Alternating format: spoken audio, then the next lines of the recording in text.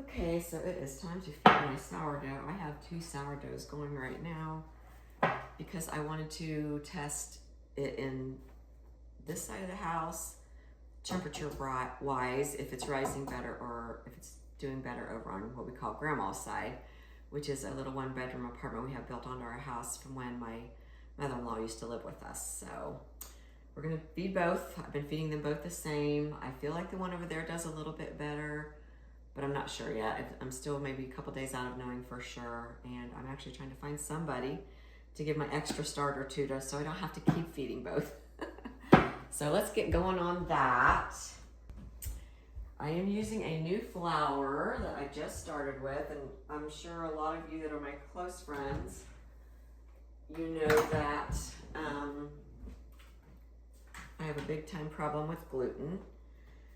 So I've actually been completely gluten-free for years and years and years, but upon more research, I have found that and I am not giving medical advice, to not take this as medical advice, but I have found that a lot of people that are told they are either gluten intolerant, celiac positive, have trouble with gluten in general, that a lot of times it is not actually the gluten itself, but it is actually how they process our wheat these days. They take out all of the good stuff, all of the good enzymes, all of the natural parts of the wheat berry itself, and it makes it to where you can't digest it well. So, and you have a lot of problems with it. Anyway, so a couple of years ago, I think it's been at least now, I started using a heritage organic flour from, I think it's called Sunrise, and I've used that steadily and had no issues. I will say if I eat a lot of stuff, like if I eat biscuits every day for 3 days, or I eat biscuits and brownies and whatever made from the flour consecutively 3 or 4 days, I do start having problems again. So I just don't do that. But I have also read and researched and found out that sourdough, using sourdough as your main method of baking using flour, also eliminates a lot of the problems that people have with gluten, or what has been termed as problems with gluten. So that is why I am really working hard to turn over everything as far as anything bready into a sourdough recipe.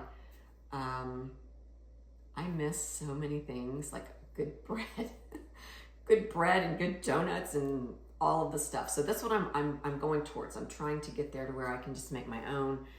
And I still have my Sunrise flour, but upon more research and belonging to several gluten intolerant groups, I've also found that the Kirkland's organic all-purpose flour from Costco is actually from another company that is very well known for their organic and all-natural heritage wheats. Cannot think of the name of that right now. I can look that up if anybody needs it. So I am actually using that right now, and it has a little bit of a higher protein percentage than my Sunrise flour does, and I think I have noticed a little difference in the rise of my sourdough using that. So let me go get my other sourdough on the other side of the house, and we will just feed these really quickly and move on with our day because there's a lot going on today. Okay, so I've got to get my water ready. I have to make sure I have 4 ounces of water for each starter.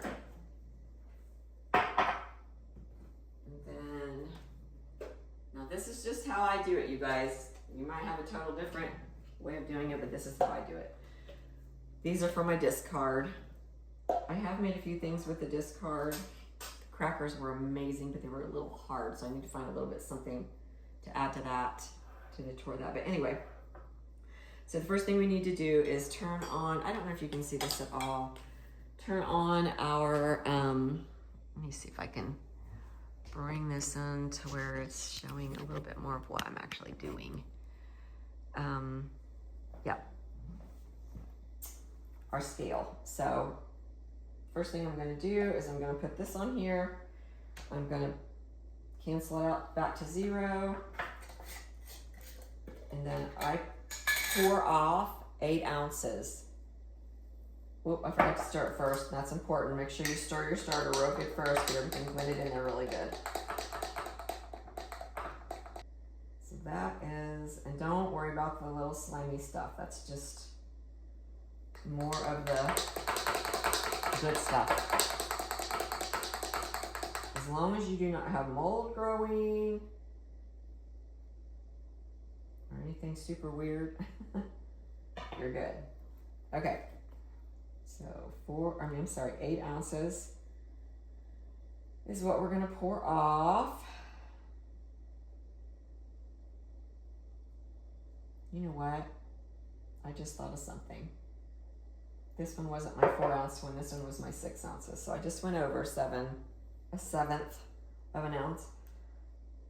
So I'm gonna take a little bit of this back out and put back in because I forgot I was only doing 3 ounces of each in this one because it's smaller. So you're getting the real deal today, even my mistakes. There, that's perfect, okay. So I don't know if you can see that, but that's about what's left. It's about to right here. And that's where it was, okay? Before it rose and fell back down. So anyway, so there's that. And so now we just get this out of our way. I'm gonna go ahead and get a little spatula. Just scrape that down a little bit. So you guys can kind of see what's going on a little better in there. Okay, and I'm telling you, oops.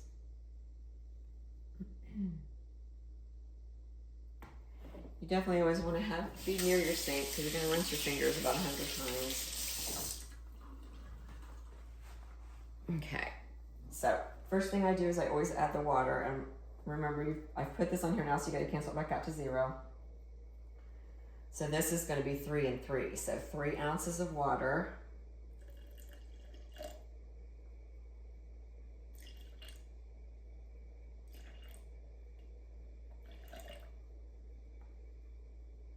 Perfect, okay. And then I always mix that before I put my flour in.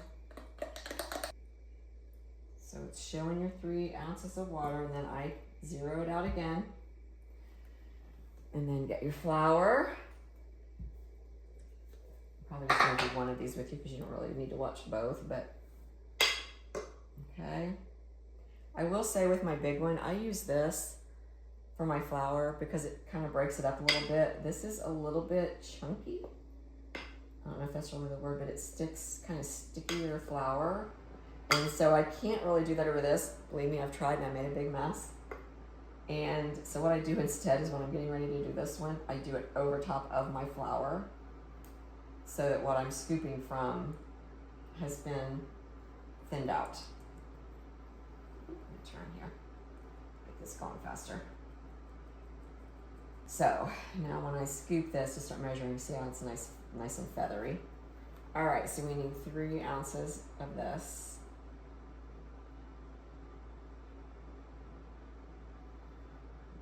There.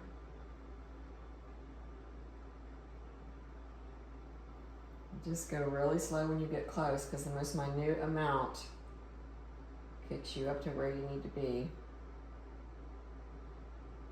Ooh, like I'm like a tiny bit away. There we are. Okay. And then just mix that really well. And this, it's not a perfected science.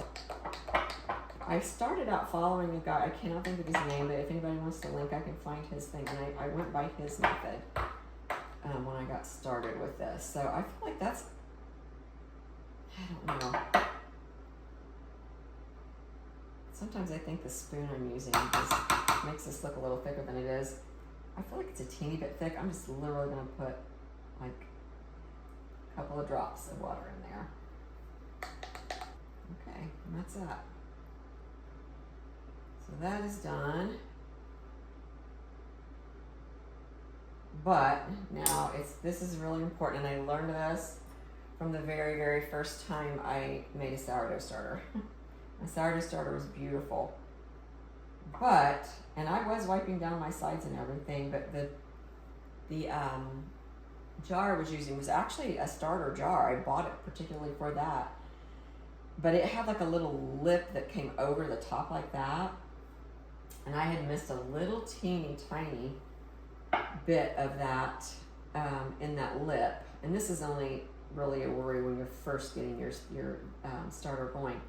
But I had missed a teeny little piece of that. And one day when I was feeding her, I seen what I thought could have been a little teeny tiny thing of mold, and it freaked me out, so I threw the whole thing out. I found out after the fact that even if it had been, as long as it wasn't on the starter, it would have been fine to just wipe out with a wet cloth with a little bit of vinegar. But I'm one that always errs on the side of caution, and so I pitched it. And so now this guy that I do follow, he really teaches that when you're getting your sourdough starter going originally, to keep the insides of the jar wiped down very clean, which I've been doing, and I haven't stopped even though these seem to be established now. But I just like it, and plus it's a lot easier to see inside the jars. Guys, I'm in my Florida outfit here. I got this in Florida when we were down there one time, and I love it. It's so comfy. And I've got a million things I have to get done today, and so it was the choice of the day for comfort to wear. So anyway, as you can see, I'm just going around this. And it's messy, guys. I'm not going to lie. You get it all over you sometimes, just trying to make sure you're doing everything very, very carefully. And make sure everything is clean when you start. Clean utensils, clean jars, clean counter, clean hands, all of it. And try to make sure you wipe down every little teeny crevice in the lips and everything else. Now, as he taught in his method, once you have it really good and established, you don't have to be as freaked out about this kind of stuff because it's already established and it won't grow the mold and stuff like you have to worry about in the very, very beginning. So anyway, that's it, and that's done. And so you want a loose fitting lid, and you need to poke a hole in the top of your metal part. You have to have a way for this to release because it's literally building up in there and your jar could explode. So anyway, so that's that, and I'm gonna put a new mark on here. That way I like to see how far it rises and falls, and that's it until tomorrow.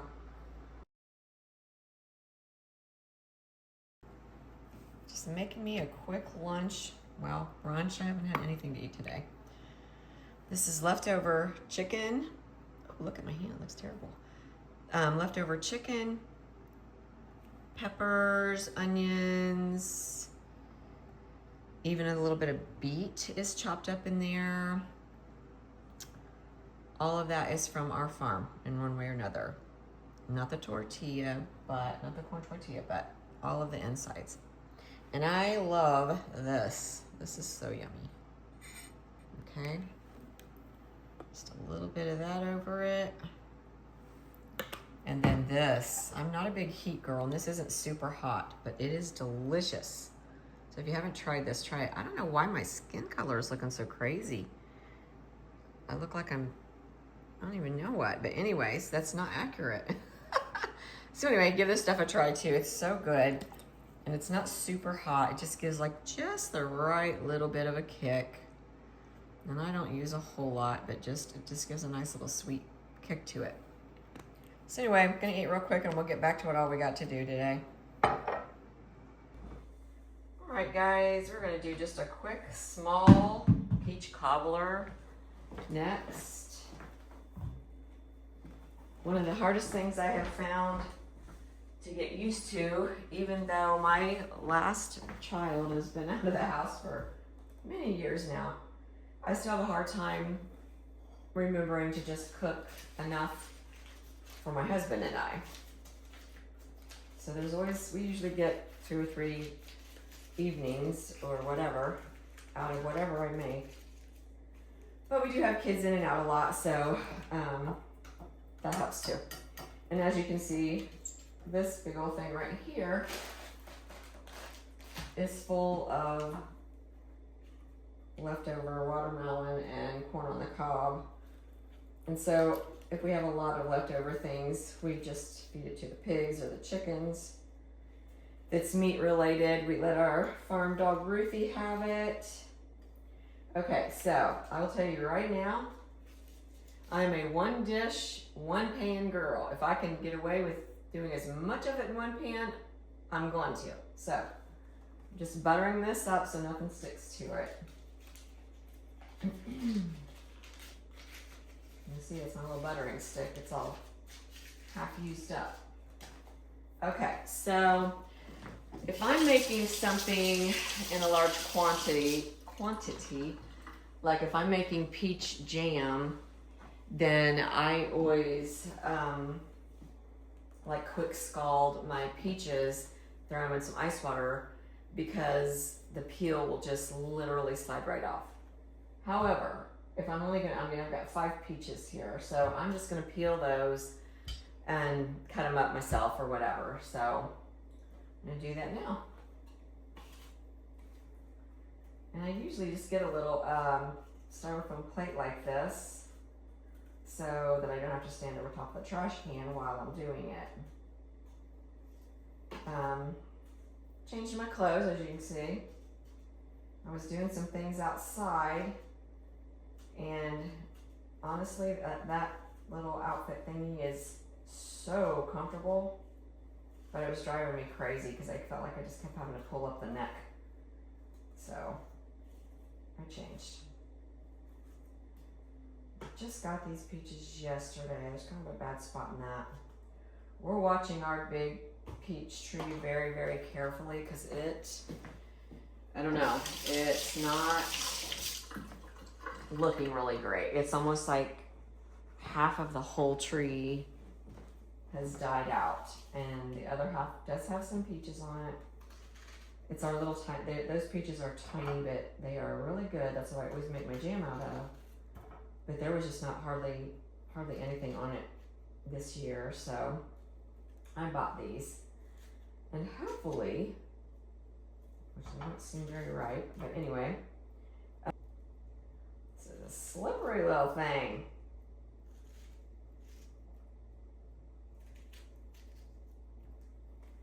So I'm just gonna whiz through these, and I'll be right back with you in just a second.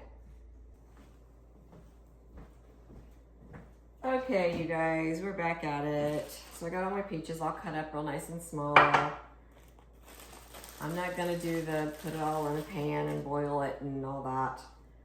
I don't really measure. I have like a rough recipe I kind of use sometimes. Sometimes I don't use one at all, but did you just see that? That was funny. My shirt's wet with lemon now. I changed my clothes. I think I already told you that. The other one was driving me crazy, falling off my shoulders. So anyway, there's some squeezed lemon in there. I'm gonna try to see if I can wipe my shirt off a little bit here from that lemon. I'll smell lemony fresh all day. Anyway, so I've got that in there. I'm gonna put just a little bit, let's see, this calls for 1 tablespoon of the cornstarch. I'm probably only gonna use maybe a half of it.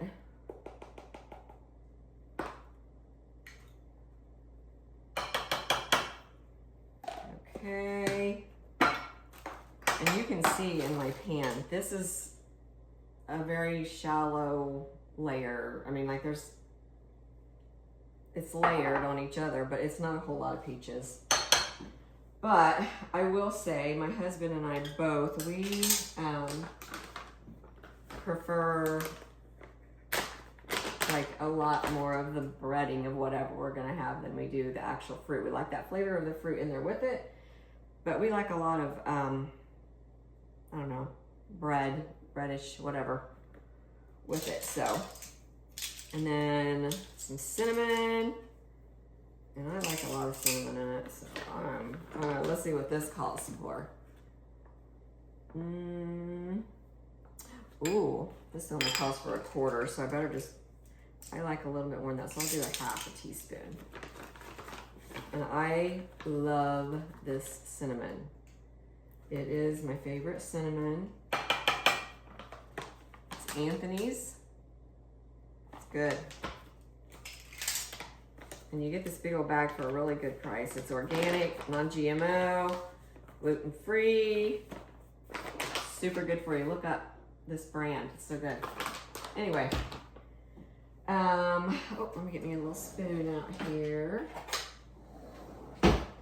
This calls for all white sugar, which I have, but I like using brown sugar instead in things like this, so. Now that's what I'm gonna do. This calls for a half a cup. We'll do the half a cup. I'm just gonna use my fourth a cup here. Don't have to be perfect. Okay.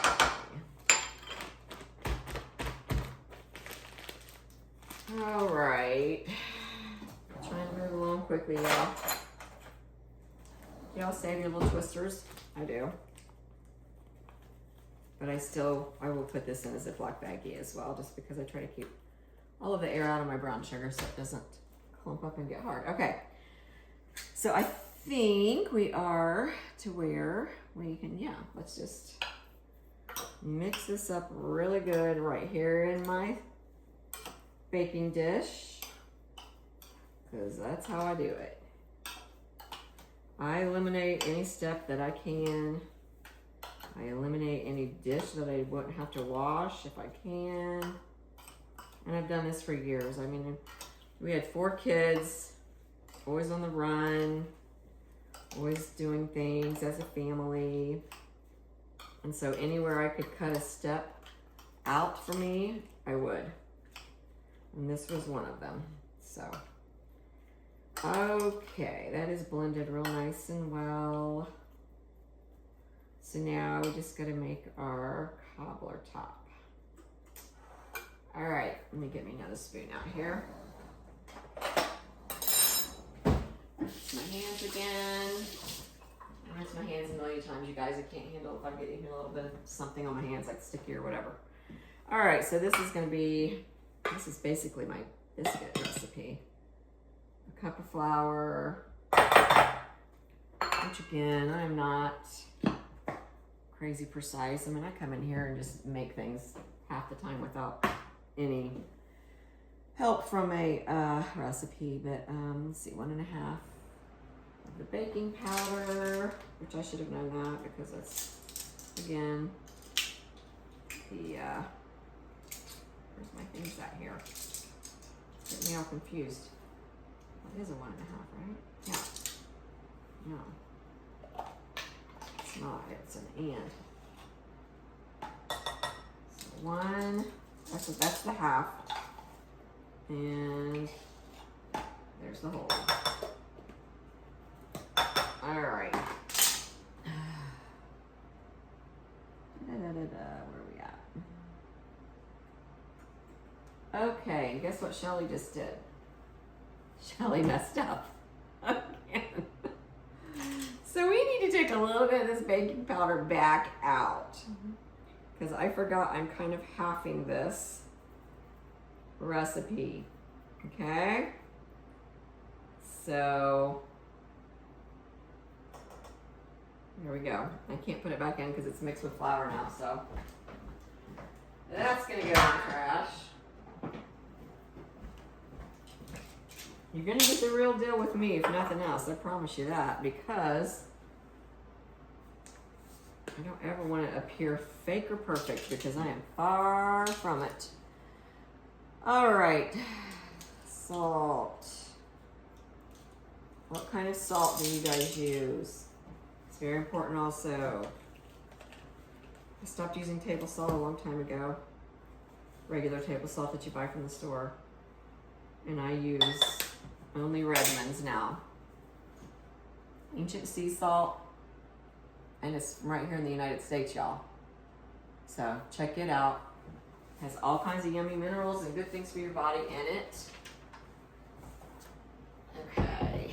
Now, let's just mix all these little dry ingredients together real quick.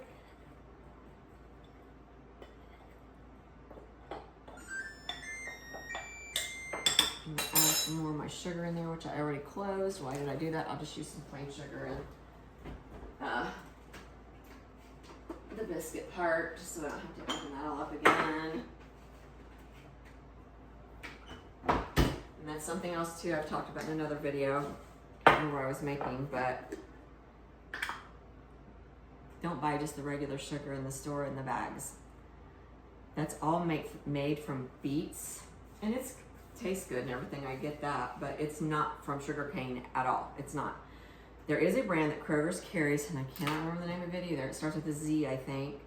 And oh, actually I can grab the bag right here. I got a brand new bag out of it yesterday to show you guys. So if you do want to buy it, what do I do with it? You can get it, and I'm telling you, it really does taste different, and it's so good. And it's just pure cane sugar. Pure cane sugar, okay? It's really good. Nothing fake about it, nothing turning something into something else, all of that stuff. So there's that. I'm not very quick at this, am I, when I'm trying to tell everybody everything, so I'm not gonna measure this. I'm just gonna put a little bit of this sugar in here. Sweeten the biscuit up a little bit. I might put a little bit more because my husband likes the biscuit top pretty sweet. I don't care about it being that sweet myself. But he likes it real sweet, so we'll do that. And honestly, I like putting a little bit of this cinnamon right in the biscuit as well. Just a tiny bit.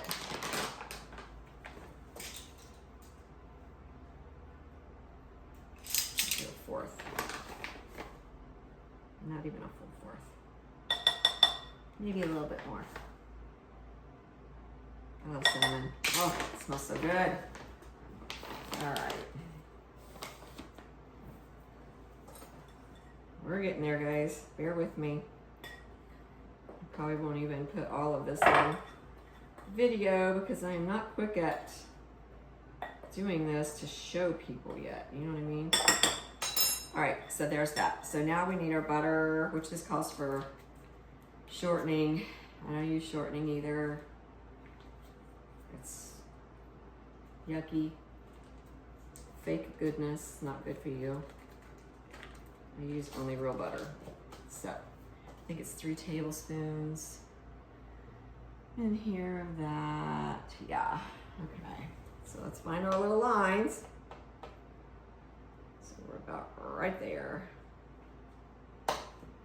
Just cut her up. Throw your chunks in. And get your pastry blender. And if you do not have a pastry blender, of course, you can just use a fork. Or honestly, you could just use your fingers. I've done that before. Just, you know, blend it all in there real good until it's kind of coarse. But I do think a pastry blender makes it a little bit easier and quicker. My grandbabies, when they're cooking with me, they love using the pastry blender.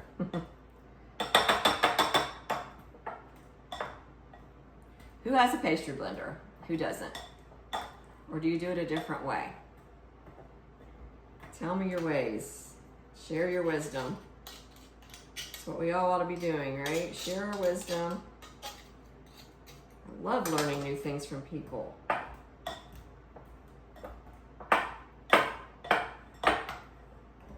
It always amazes me just the millions of different ways there are to do different things.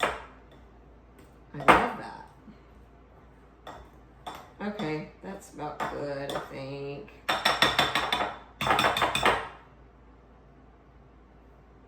Definitely don't have to be perfect again. You know, I keep saying that, but it's just something that's super important to me to stress because I don't know. I don't don't thrive well when perfectionism is the expectation. So, get my milk out here. This is my lactose free. You can use whatever you've got. One of these days, I'm gonna start milking my goats. Have my raw milk. I can never get time. That's always the problem. Okay. This is for half a cup,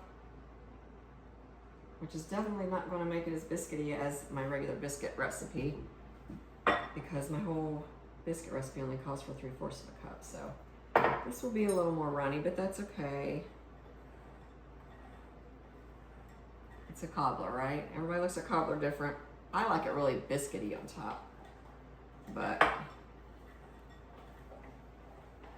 this should be all right, I guess. This is a pretty thick consistency. Not as thick as a biscuit by any means, but you know, that's okay. All right, guys, and then all we're gonna do is just spoon drop it all over the top. Make sure it's kind of even. And as long as you've cut your peaches up good and small, and you've used your your lemon juice in there, those peaches will cook just fine in there, and it'll thicken up in the oven. You don't have to do the boiling and all of that to start with. So I kind of flatten mine a little bit, almost like a dumpling to start with, just so I kind of know I've got all of my top covered pretty well. And then I'll just go back and, you know, drop little pieces to fill it up the rest of the way up. So what is one of your favorite desserts? And do you have more, like, I'm sure you do, I do, everybody does, I think, things you like in certain seasons? I know everybody's freaking out because pumpkin season's coming up. And I love pumpkins, I do, but I'm more of a, if I guess going into the fall, I love everything apples and peaches. I do have a really big gallon-sized bag full of my blackberries now, and I still have them coming on out there on the vines, so I'm trying to decide now if I want to use all of that for cobblers, or if I want to make some blackberry jelly with that, because, oh my gosh, I love blackberry jelly. That is my favorite kind. My Aunt Rosie, she used to make blackberry jelly, and oh my word, it was absolutely to die for. It was so good. I sure do miss her. She was such an inspiration in my life. That woman could cook anybody under the table. She and my uncle and my cousins, they lived on a couple different farms while I was growing up, and I'd say that's where the farm bug bit me. Because I've always just loved the country, and even growing up in the city, I loved going out to their house and spending the day, and I got the opportunity to watch my uncle pull calves a couple different times, and something really cool, he and his brother, this was my Uncle Freddie and his brother Leslie, they got to actually do a commercial one time for and don't quote me on this because I'm not 100% sure, I was a little girl when this happened, but I think it was for some kind of an herbicide or something like that, because they farmed hundreds, if not thousands, of acres of land. But anyway, they got to do a commercial for that company, and I remember even being little, that being a big thing, and it was so exciting and so cool and everything. And yeah, they were just, miss them both so much. Amazing people. Amazing people. My Aunt Rosie, telling you, that woman could cook anything. She was amazing. She just, you know how you have them certain people in your life and they love you well. She was one of those in my life, for sure. And a cool fact, I was very blessed with a lot of people like that in my life. Truly I was. But a really cool fact about my Uncle Freddie, my aunt taught him to crochet years ago. And she passed away, I think she was only like 52 from battling cancer. And so jump way ahead to 2020, because that was years ago, to 2020. And my youngest son and his wife had triplets. And my Uncle Freddie crocheted each one of those babies a new blanket when they were born. Isn't that cool? My son loves it. He'll treasure them forever. He loved my Uncle Freddie. They were pretty close. So, yeah, just a fun fact.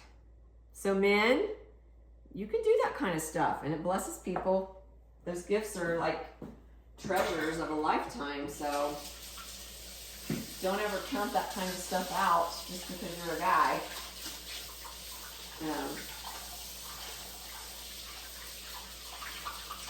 Okay, so my hands are rinsed.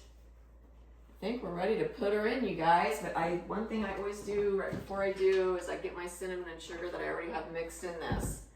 It's an old cinnamon container, but I have my new cinnamon and my good sugar mixed in this, and I just go over the top of it. So it has a really good cinnamony sweet top. So that's that. Let's throw her in the oven, and we will check back in a little bit when she's done. See you in a few.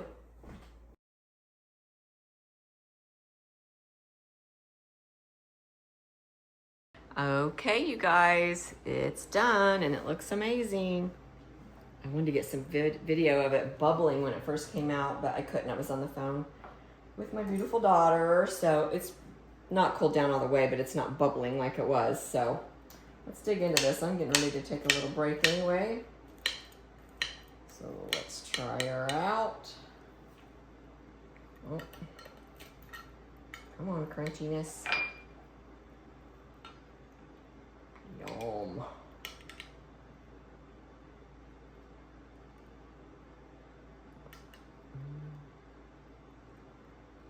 Okay, get some of that glazy stuff and pour all over it. A little bit of whipped cream. You gotta have whipped cream, or vanilla ice cream would be great. I'm not a big ice cream person, but so I'll go with this. And there's my snack. You guys, I just finished my peach cobbler. You know what it tasted like? I don't know if you ever tasted anything like this before, but it tasted like I need another piece. I'm not going to, but man, it was good. Make you some peach cobbler. Okay, guys, this is what I'm working on now. I already have that pot done. That is my pile of stuff that I already tore out of both pots that I planted in there in spring, and they've been in the pots all summer. As I said in my other video, they were not blooming anymore. They were just kind of at a standstill. So I thought, well, I'll go ahead and pull them out and put in some really pretty colors that will blend right into fall as we go from, August to September and October. So that's what we're getting ready to do to the other one as well. And I will definitely just kind of clip this down. I'm not going to make you watch me do this the whole time. Just kind of trying to share my day for today of what I would be doing, or what I am doing, I guess I would say. My little knee thing here. So let's do this. So I already pulled everything out of there but this, and I originally was going to keep this in with my new flowers. However, I changed my mind when I was doing it in that one, primarily because the root system was pretty large and it was taking up too much room. And it's just kind of partially dying and drying out a little bit. So I don't want to get all of this planted and then it go even farther and really look yucky. So I'm just pulling it all the way out too. And it was not easy to get out because it is in there pretty deeply. Now watch, this one's going to be extra hard. I mean, look at that root system, you guys. Goodness gracious. I might actually go ahead and plant these in another another couple pots that I have over on the side of the house, since they are still alive, but I just don't have I don't have room for them in this. And like I said, I don't want to get 30 days down the road and the flowers be looking beautiful and this be looking half dead in there beside of them. So I'm taking them out of this, and I'll just plant them somewhere else. So anyways, I just grabbed these at Lowe's yesterday. I just thought they were so pretty, and they're still bright enough to make you feel summery, but the color scheme of all of it together will definitely blend right into fall very nicely. So that is what I decided to go with. So of course I always tear about half off. Okay. Put the big ones towards the back. Slide her in. And then I've got more potting soil in the back that I'm going to be adding to this probably later this evening when the sun goes down a little bit. It's really pretty out, but I will say that it has gotten warmer than I thought it was going to today. So it's a little hot out here right now. Of course, I'm right in the middle of the day as well. So, and then I got these to go in the front of that. I just love these colors together. Tearing half off.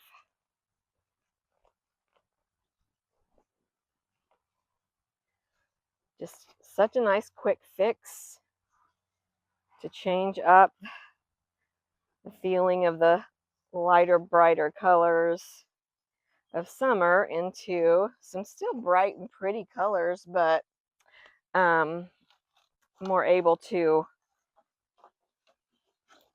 just slide right on into to fall. I just grabbed a few little marigolds to kind of fill in around. Ooh, there's a bee on this already. Hey, buddy, wait till I'm done at least, would you? Just to kind of fill in. And of course, these will spread out even more once they get established in here. Give them a couple weeks, and they'll be nice and full.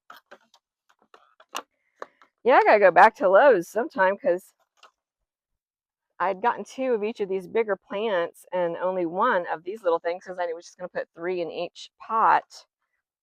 But she must have thought I got 3 of everything because I was looking at my bill and she charged me for 3 of them.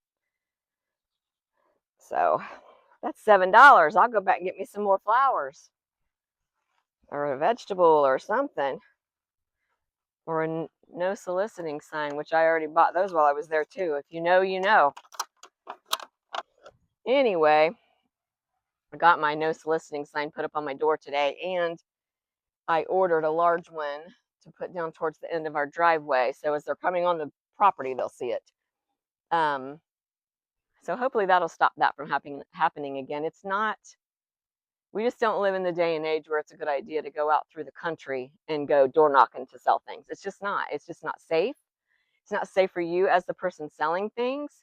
And we don't feel safe as the residents of the homes out in the country either. And anyway, so that's that. I just got to water these in and get them put back up on the porch. But look how pretty.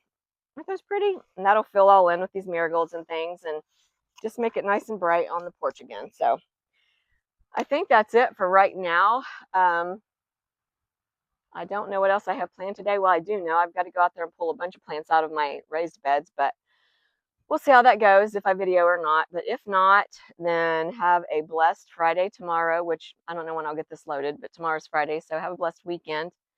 And make sure you take time to sit on your porch and have a cup of coffee.